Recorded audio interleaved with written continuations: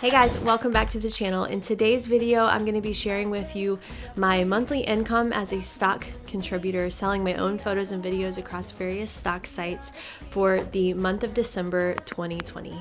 We're now in January of 2021, which means we just finished 2020. So I also wanted to kind of look at my earnings across the past year across these different sites and give you guys an idea of what a realistic income is from a portfolio my size. So I'll go over some of that and just give you guys some updates to the channel and what I'm going to be sharing on these income reports going forward. So let's go ahead and get into it. I'm going to share with you my computer screen and let you see what some of my top selling photos and videos were for this month. Okay, to start with, I am looking at my contributor portal for Adobe stock, and this was a really good month. In fact, the best month that I've ever had on Adobe stock. My earnings for December were $210.89, and the majority of that came from this one video right here, which sold for $137.20, and it's just this lifestyle sort of candid video of a dad and a little girl. And so if we go back and look at this month, there were a couple of other there was one other high selling video. It's a drone video that I've shot that sold a few times now, and that sold for $70. So the combination of these two sales on Adobe stock is what really made it a great month. And then there were a couple of photo sales, as you can see here. So if we want to take a look at the entire year for Adobe stock, I'll go ahead and pull that up and we can look at the numbers here. So this is the whole year of 2020 on Adobe stock. As you can see, that drone shot is my top selling video. I think it sold 3 or 4 times for a total of 173. And then if we look up here at the timeline of this year, you can kind of see the trend down here. December was the best month that I've had with Adobe stock, and there kind of have been some sporadic sales here and there that boosted those months a little bit, and most of those, like I said, come from selling videos. But again, Adobe stock is a great one for photos. You do sell the photos for a higher rate than most other stock video sites. So here were some of my top selling videos. I'm looking to see, these are all videos. This is a photo right here. So my top selling photo, I made almost $15 on that one this year. And then next best selling, I made $7. So if you're a stock photo contributor, you can kind of see the difference in your earnings. You can make far more money selling videos, in my opinion, if you have the capability to sell stock footage over just selling photos. That being said, however, I had an interesting month with another stock site that I don't talk about a whole lot because I've actually only made a few sales on this site, but I thought I would mention it this month because I did have one sale that made me $70 off of a photo. And the website is called IM. I don't know if you guys have heard about it. I have about 200 photos on this site, and as you can see, they're all mostly kind of lifestyle, some random travel photos. But if you guys haven't checked out the stock photo site, I would say it's worth looking into. It's really easy to use their platform, and although the sales have been sporadic, when I do make a sale on this site, I make a lot of money. So let me go ahead and just show you this month. As you can see right here in December, I made $70.76, and it was from this photo right here, a little girl touching a ladybug. So pretty awesome to sell one photo for that amount. And then as you can see, I sold another one, but it was only for 11 cents. So I think it depends a lot on who buys it and what kind of license they buy for these photos. You can see in the past, so in June, I sold, these are all photos, by the way. I sold one for $25 and another one for $11. And then here again, there's one for 7 cents. So kind of across the board, but in general, if you get 1 or 2 of these a month, then that's pretty decent. And I only have 200 photos up here. So if you have a very large photo portfolio and you want to try out this site, I would encourage you to at least go for it and see what happens. Throw up 200, 300 photos and give it some time, and maybe you'll get lucky one month like I do. They do seem to like more of the lifestyle and artistic type photos, but you can check it out and see what's on there already. And then lastly, let's take a look at Pond5. So if any of you have watched the video that I made last month, you'll know that I went in and manually changed my pricing for all of my videos on Pond5. So in the past, I was letting Pond5 choose the price for me, but the problem with that was that I was making very small income from those sales.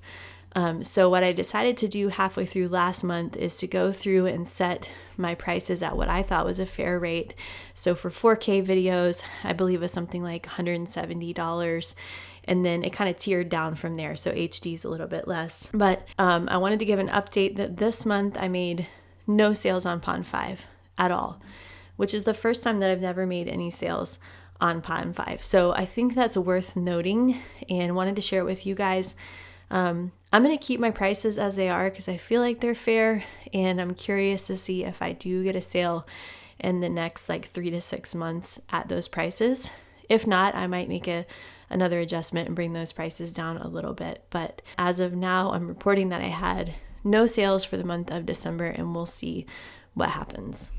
Okay, lastly, I wanted to show you this spreadsheet that I've been keeping for this year. It's a breakdown of all the different sites that I contribute to and how much money I've made each and every month from each of those sites. So taking a look at Adobe Stock first, you can see that this has been by far the best month I've had this year. And the total I made on Adobe Stock for 2020 was almost $700. If we look at Pond5, even though I made nothing this month, my total for the year was almost $550. And then that website that I just showed you, the total for this year was $118. And if we go over here for the month of December across all these sites, my monthly total was $408.91. And my yearly total for the year of 2020 was $4,154. So I know many of you are wondering how I did on Shutterstock this month, and I'm going to share with you my thoughts about that in just a moment. But let's just look at this yearly total and reflect a little bit on 2020. If you do the math and you divide 4,000 by 12, that means I made about $350 per month passively from stock photos and stock videos. This year has been really busy in my life, both professionally and with everything happening, as you guys know, in the world and in the country right now. And so I haven't had as much free time to upload as much photos and videos to these stock sites as I wanted to. But I thought it was really interesting that I was still able to make a good amount of passive income each and every month. And that's just something that I love about being a stock contributor, is that I've already put the work in to get my portfolio to where it is. And even without adding much more this year, I was still able to make a fairly good amount of side income just from letting my portfolio sit there. I know this is not a huge amount of money. It's not enough to live off of. But if you were motivated and you had the time to continue to grow a portfolio, and you could do 10 times what I have, then you would be close to making a income from it. And that's pretty awesome. And even if you don't have that kind of time, if you're like me and this is just sort of a side hobby for you, this is still a lot of extra money, and it's great to have coming in without lifting another finger each and every month. So over the past few months, I've received feedback that Shutterstock does not want us contributors sharing our income. And they especially don't want us sharing our dashboard or sharing exactly how much money we've made. So I wanted to add a little note here and let you know that going forward, I'm not going to be sharing my exact numbers of what I've earned on Shutterstock. I just can't do it according to the rules that they have set in place. If they ever change those rules, then I'm happy to share this information because I do feel like it's valuable and it's helpful to you guys who are thinking about starting out and just wanting to know what's possible. But I don't want to break any rules. So from now on, I won't be sharing with you those exact numbers. I can kind of give you a forecast and a feeling for how well I'm doing, but unfortunately, I can't give you those exact numbers. As far as I know, it's fine for me to still share Adobe Stock and Pond5 and some of the other sites that I contribute to. So I'm happy to keep sharing those numbers with you guys. Let me know in the comments below if that's something you're interested in continuing to see each month, is how we're doing on those sites, and then just a general idea of how we're doing on Shutterstock. Let me know below if you want me to keep doing that, and I will. Otherwise, I can answer questions that you guys have about being a stock contributor. If you have anything specific that you want to learn about, then I'm happy to put out more videos about that sort of thing as well. Thank you guys so much for watching the channel and for supporting me. It's been a great year, and I've really loved getting in touch with some of you and some of the feedback that you guys have given me. And it's just made me feel like we are part of this community and we can help each other. So wishing you guys a healthy and wonderful start to the new year. Thanks for watching.